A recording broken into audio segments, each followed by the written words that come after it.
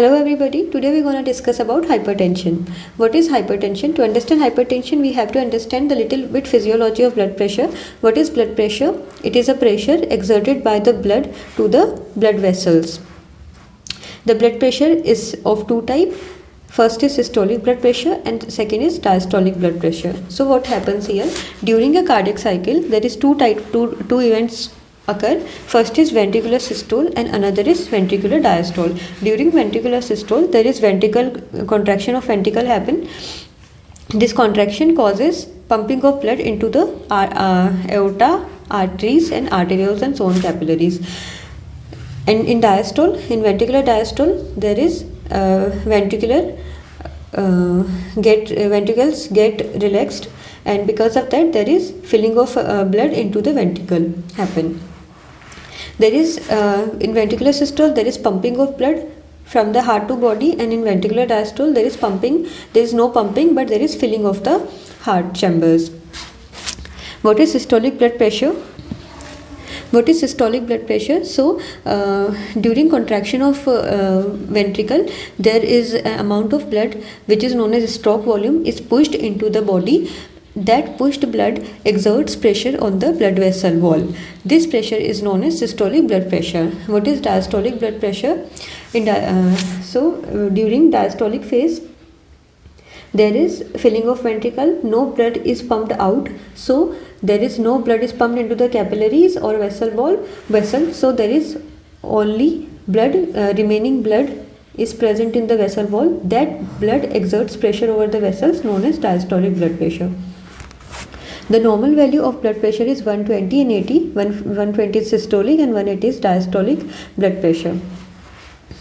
What is hypertension? When the blood pressure value exceeded more than normal for three consecutive checkup, then we can diagnose it as hypertension. It may be acute hypertension though.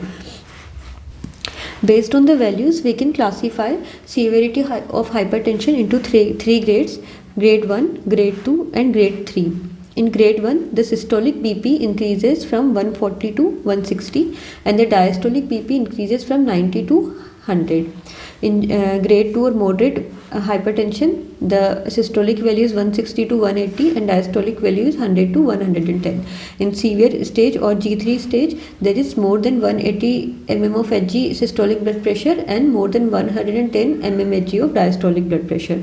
What is isolated systolic hypertension? This is a condition where no increment in the diastolic blood pressure, but there is increase in the systolic blood pressure only. This is further divided into two stages, G1 and G2. In G1, there is systolic blood pressure is more than is 140 to 160, and diastolic will remain less than 90. In G2, there would be blood pressure more than 160 systolic blood pressure, and the diastolic BP will be less than 90. What are the factors which regulate hypertension? There are multiple factors. First, we're going to study the physical factors here. So the blood pressure is depends upon the stroke volume. Stroke volume is the amount of blood which is ejected per beat. So the amount of blood is the greater the amount of blood, the greater the blood pressure is. Blood pressure is inversely proportional to resistance of the blood vessels. These resistance is dependent upon capillary length, capillary tone and capillary vessel wall smoothness. So if the diameter of capillary is increased, the blood pressure would be decreased, and if the capillaries contract, the diameter of capillary will decrease, and that will causes increase of the blood pressure. Other factors are autonomic nervous system activity, which for example in this stress our blood pressure increases because of the autonomic nervous system activation. Some hormones like adrenaline and renin are responsible to increase hypertension. Old age is a factor. Obesity is an associated factor. Less physical activities also contribute in increasing hypertension, and alcohol consumption is also an important factor in increasing hypertension. What are the types of hypertension? There are two types. First is primary and another type is secondary hypertension. Primary hypertension have no certain etiological cause. Secondary hypertension which is associated with some another diseases. One MCQ from here. Which clinical condition causes hypertension? Diabetes type 2, endothelial dysfunction, nephritic syndrome, nephrotic syndrome, or intrauterine impairment. So the answer is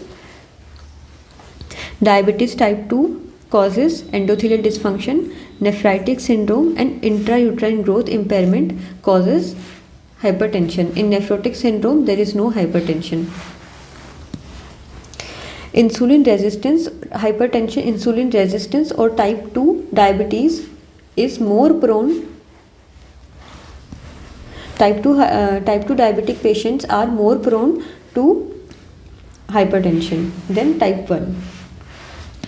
Endothelial dysfunction. What is endothelial dysfunction? So basically what happens in normal endothelium, here is endothelium which it causes, it produces nitric oxide gas into the lumen of blood vessels, and this lumen of blood vessels, this nitric oxide helps to widen the blood vessel and maintain its shape. What happens here? In endothelial dysfunction there is damage in the endothelium that causes no formation of nitric oxide gas. Because of the no formation of nitric oxide gas, there would be blood vessels, contraction of blood vessels, and that causes hypertension. So basically this, if the endothelial get damaged, there would be hypertension because of the narrowing of the blood vessel. An evidence-based study suggests that the adults who had their impaired intrauterine life are more prone to develop hypertension in the later stage of life. Next topic is measurement of BP. The instrument is known as sphygmomanometer. What is the method of measurement of BP? That is Korotkov method. This Korotkov name is a Russian scientist which find out the method of blood pressure measurement. According to Korotkov method, there are 5 phases in BP measurement. First to 4 phases are known as systolic phases, and the fifth phase is known as diastolic phase. So what happens here, when we measure blood pressure via sphygmomanometer and the help of stethoscope, so we tie brachial artery, and then we exert pressure via sphygmomanometer, and then we put chest piece on the artery, and we try to hear the sound. So in first to 4th phases there are some kind of sound which suggests systolic blood pressure, and in 5th phase there is complete absence of sound which suggests the diastolic blood pressure. There are malignant or accelerated hypertension. What is accelerated hypertension? When there is hypertension plus because of the hypertension there is end stage organ damage. That what kind of organ start to damage due to hypertension? First is blood vessel, second is brain, third is kidney, retina, and heart. In blood vessel, because of the hypertension there is capillary wall damage. This capillary wall damage causes endothelial cell necrosis. In this endothelial cell necrosis there is deposition of fibrinoid material, also that's why it is also called fibrinoid necrosis. Thus that fibrinoid necrosis causes formation of thrombus into microcapillaries, which is known as thromboangioedema obliterans. Because of the increased blood pressure, there is increased CSF formation which can lead to hydrocephalus and encephalitis. In kidney, there is because of the hypertension, the structure surrounded by blood vessel got damaged. So renal parenchyma got damaged because of the increased hypertension. In heart, there would be because of the hypertension, left ventricular wall get hypertrophied, and that may leads to left ventricular failure. Last and most important is effect of hypertension on retina, which is known as hypertensive retinopathy. We can divide hypertensive retinopathy into 4 grades. In first grade, what happens here? There is in first grade, the hypertension affects artery and arterioles of retina. Because of the hypertension, these arteries, the artery wall start to get thickened. This thickened artery wall, because of the is thickening of arterial wall, the refractive index, that means the the capacity of arteries to refract light has increased. Before hypertension retinopathy, the arteries and arterioles used to be more transparent and appear red in the fundoscopy, but because of the thickening of muscle layer, there is the arteries has changed its color, and it is look like white color wire. So it is also known as silver wire appearance. This we can see, this is a white color wire shaped artery, so we can call it silver wire appearance of artery. What happens in grade 2? There are symptoms of grade 1, plus there is effect over veins and venules of retina. So as we can say here in the retina, here is in 70% of cases there is arteries and veins crosses each other, in which the artery overlap the vein. So artery overlap the vein. So we can see in diagram, there is artery and this is vein.